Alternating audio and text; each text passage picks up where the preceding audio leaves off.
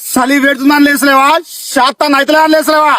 తెల్లారు లేచి తల్లిదండ్రులు పని పోతుండే నిద్రవాడికి ఎట్లా సిగ్గు అనిపిస్తున్నా నీకు? ప్రశాంత్ అన్న, నీ మోటివేషన్ ఎంత చేద్దామనుకున్నా ఫెయిల్ అవుతాను. ఎందుకంటే సిగ్గు శరం లేకుండా మళ్ళీ అది 10:30కి లేస్తా పొద్దుల. నైట్ అంతా తెల్లార్లు మేల్కుంటాం కదా, గురించి.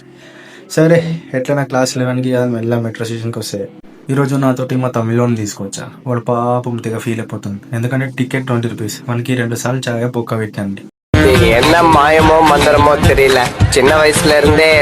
ఇదేమమ్మా నా ల్యాప్టాప్.